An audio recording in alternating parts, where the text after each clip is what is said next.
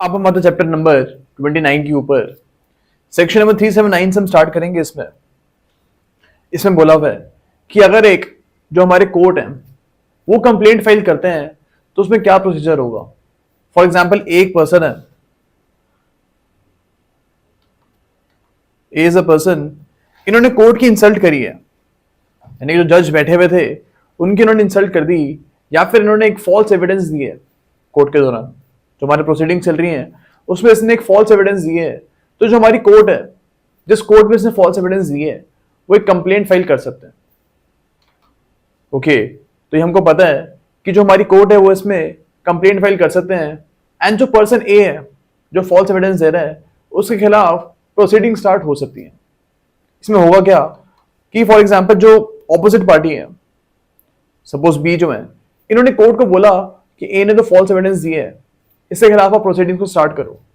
अभी जो एप्लीकेशन मिली है कोर्ट को, इसके बेसिस पे कोर्ट डिसाइड कर सकती है कि मेरे को कंप्लेंट फाइल करनी है या फिर नहीं करनी है। ओके, अभी जो कंप्लेंट फाइल कर रही है कोर्ट, ये एक फर्स्ट क्लास मैजिस्ट्रेट जो कि कंपीटेंट होगा उनके कोर्ट में आप फाइल करोगे। यहां पे आपको याद रखना है कि एक कोर्ट कंप्लेंट फाइल कर रही है दूसरे कोर्ट में, यहाँ पे पार्टीज, जो पार्टी ऑपोजिट पार्टी जो कि बी है हमारे केस में, B is not filing a complaint. B जो है कोर्ट के सामने एक एप्लीकेशन डाल रही है कि आप एक कंप्लेंट फाइल करो बिकॉज आपके कोर्ट में एक फॉल्स एविडेंस दिया गया। ओके, अब सेक्शन 380 पे हम आते हैं। इसमें सिंपल से आप बोली हुई है कि फॉर एग्जाम्पल बी एक पर्सन है, इन्होंने कोर्ट को बोला कि ए ने आपके कोर्ट में फॉल्स एविडेंस दी है, इसके खिलाफ आप कंप्लेंट फाइल करो। एंड जो हमारी कोर्ट है वो मना कर देती है कि मैं कंप्लेंट फाइल नहीं करूंगा, यहां पे मेरे को लगता नहीं है कि फॉल्स एविडेंस दिया गया। अब इस केस में जो हमारे बी हैं, बी जो है इस डिसीजन के खिलाफ कि मैं कंप्लेंट फाइल नहीं करूंगा, कोर्ट के डिसीजन के खिलाफ एक अपील फाइल कर सकता है बी। या फिर जो हमारे बी हैं, इन्होंने एक एप्लीकेशन फाइल करी है कोर्ट के सामने एंड कोर्ट एक्चुअली मान लेता है कि हाँ मैं चलो कंप्लेंट फाइल कर देता हूँ। इस ऑर्डर के खिलाफ, कोर्ट के इस ऑर्डर के खिलाफ जो कंप्लेंट फाइल कर रहा है, यहाँ पे भी अपील फाइल हो सकती है। एंड यहाँ पे ए जो है, ए अपील फाइल कर सकते हैं कि मैंने एक्चुअली में कोई फॉल्स एविडेंस दिया नहीं था, फिर भी मेरे खिलाफ कंप्लेंट फाइल करी जा रही है, तो यहाँ पे ए भी इस चीज की अपील कर सकता है। ओके, अब सेक्शन 381 पे हम आते हैं। इसमें एक सिंपल से आप बोली हुई है कि अगर कोई भी कोर्ट सेक्शन 379 और 380 की एप्लीकेशन देख रही है तो यहाँ पे कॉस्ट वो ऑर्डर कर सकती है। फॉर एग्जाम्पल बी ने बोला कोर्ट को कि आप फॉल्स एविडेंस की कंप्लेंट फाइल करो। यहाँ पे कोर्ट को लगा कि फालतू में बी ने इतना कोर्ट का टाइम वेस्ट किया है, ऐसी कोई एप्लीकेशन बनती ही नहीं थी, तो यहाँ पे बी के ऊपर आप कॉस्ट लगा सकते हो, इसको एक फाइन पे करने के लिए आप बोल सकते हो। अब सेक्शन 382 पे हम आते हैं। यहाँ लिखा कि फॉर एग्जाम्पल कोर्ट ए जो है वो कोर्ट बी के पास एक कंप्लेंट फाइल कर देते हैं। यहाँ पे क्या प्रोसीजर फॉलो होगा, यहाँ पे कोर्ट बी जो है वो जो पुलिस रिपोर्ट वाला ट्रायल था ना, उसी के अकॉर्डिंग केस को आगे चलाएगा। ओके, तो ये 382 हमारा बोलता है। अब सेक्शन 383 पे हम आते हैं। 383 पे हम आते हैं। इसमें बोला हुआ है कि अगर एक फॉल्स एविडेंस वाला केस है, यहाँ पे सिर्फ फॉल्स एविडेंस वाले केस की बात हो रही है और किसी केस के बारे में बात नहीं हो रही है। फॉर एग्जाम्पल ए ने कोर्ट की बेइज्जती करी थी, कोर्ट की इंसल्ट करी थी, उस प्रोसीडिंग की यहाँ पे बात नहीं हो रही है। यहाँ पे सिर्फ उस प्रोसीडिंग की बात होगी कि अगर ए जो है इसने एक फॉल्स एविडेंस दिया कोर्ट में। अब यहाँ पे सपोज कोर्ट ए के सामने इसने फॉल्स एविडेंस दी है। ओके, अब यहाँ पे कोर्ट ए जो है वो कोर्ट बी के पास जाके एक कंप्लेंट फाइल करते हैं।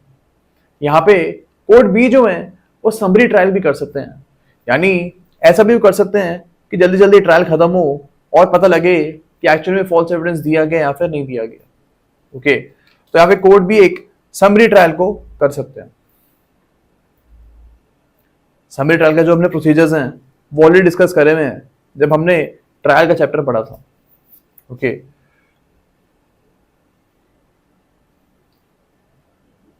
अब सेक्शन 384 पे हम आते हैं। यहां बात करी गई है कंटेम्प्ट ऑफ कोर्ट के बारे में। फॉर एग्जाम्पल ए जो है वो एक सिविल, क्रिमिनल या फिर रेवेन्यू कोर्ट के सामने कंटेम्प्ट करते हैं। A is doing a contempt in a civil, criminal और रेवेन्यू कोर्ट। तो यहां पे क्या हो सकता है कि ए को आप फाइन पे करने के लिए बोल सकते हो।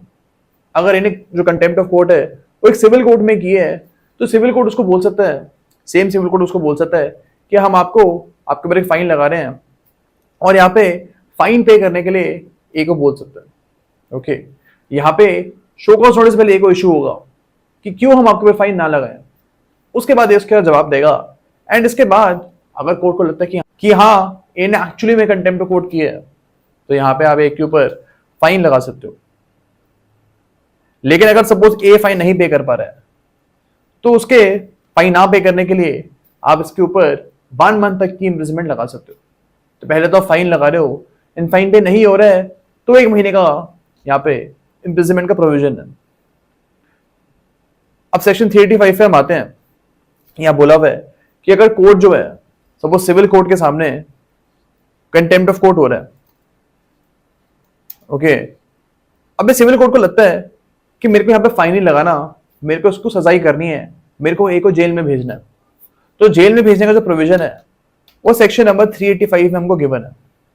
यहां पे क्या हो सकता है कि जो कोर्ट के सामने आप कंटेम्प्ट कर रहे हो, सपोज सिविल कोर्ट ए के सामने आपने कंटेम्प्ट किया है, तो सिविल कोर्ट ए यहाँ पे एक मैजिस्ट्रेट के सामने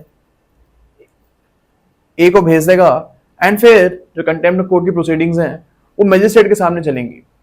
ओके, यहाँ पे आप सोच रहे होगे कि जिस सिविल कोर्ट के सामने कंटेम्प्ट हुआ है वो यहाँ पे क्यों नहीं इसको डिसाइड कर रहा है, बिकॉज यहाँ पे लाइक एक प्रोविजन है नेशनल जस्टिस का that no person can be a जज इन हिज ओन केस। तो यहाँ पे अगर सिविल कोर्ट ही सुनेंगे इस मैटर को, तो ऐसा ही होगा कि अपने ही मैटर में वो जज बन रहे हैं। फाइन तो वो लगा सकते हैं 384 में, अपने ही मैटर में फाइन तो लगा सकते हैं, लेकिन वो इम्प्रिजनमेंट नहीं दे सकते हैं, जेल नहीं भेज सकते हैं।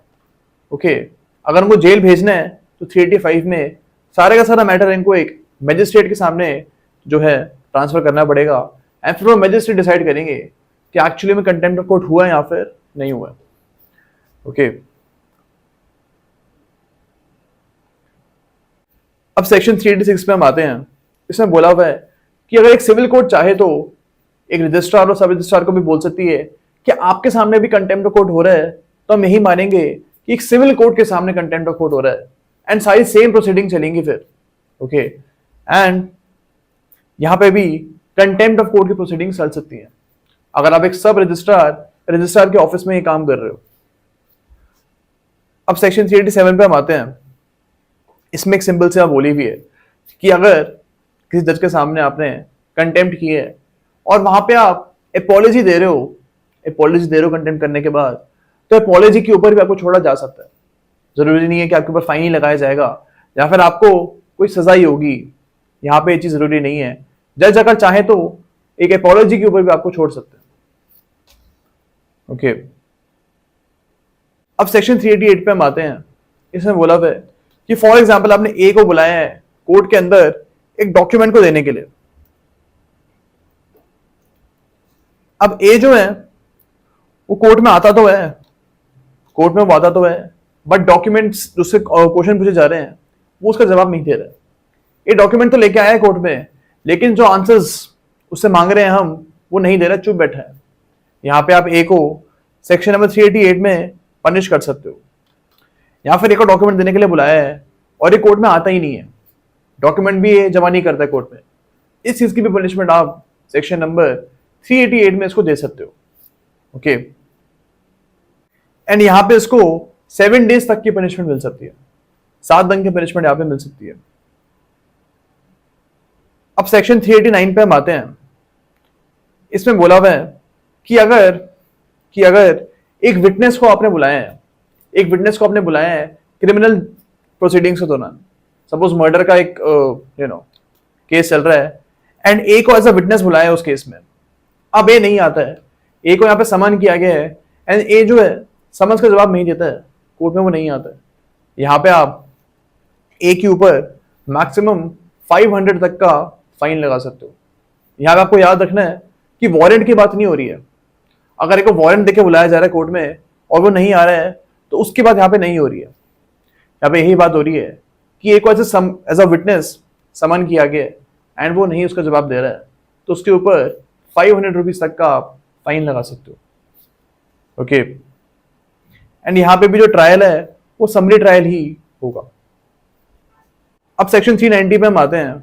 यहाँ पे एक सिंपल सी बात बोली हुई है कि अगर हाई कोर्ट के अलावा किसी भी कोर्ट ने कोई भी ये सेक्शन 383, 384, 388 और 389 के अंदर कोई ऑर्डर दिए या कोई जजमेंट दिए, तो उसके खिलाफ आप सेम वे में अपील करोगे जैसा आप एक नॉर्मल केस में अपील करते हो।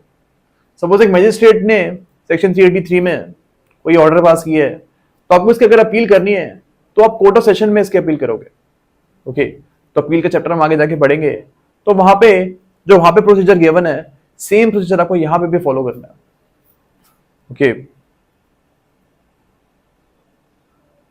बिकॉज नॉर्मल केस में यही होता है कि अगर मैजिस्ट्रेट कोई ऑर्डर पास करता है, कोई जजमेंट पास करता है, तो उसके खिलाफ जो अपील होती है वो कोर्ट ऑफ सेशन में ही जाके होती है। ओके, क्लॉज 3 इसका ये बोलता है कि अगर इसी चैप्टर के दौरान कोर्ट ऑफ सेशन ने कोई ऑर्डर पास किया है इस चैप्टर के रिगार्डिंग, तो यहां पे अगर आपको अपील फाइल करनी है तो कोर्ट ऑफ सेशन में आप ये अपील को फाइल करोगे। ओके, तो ये थोड़ा सा आपको यहां पे याद रखना है। अब सेक्शन 391 पे हम आते हैं।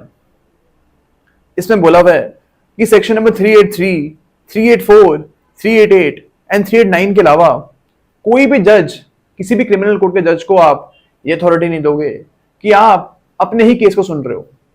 तो हमने ये चीज ऑलरेडी डिस्कस करी हुई है that no person can be a जज इन हिज ओन केस। कोई बंदा अपने ही केस में जज नहीं बन सकता।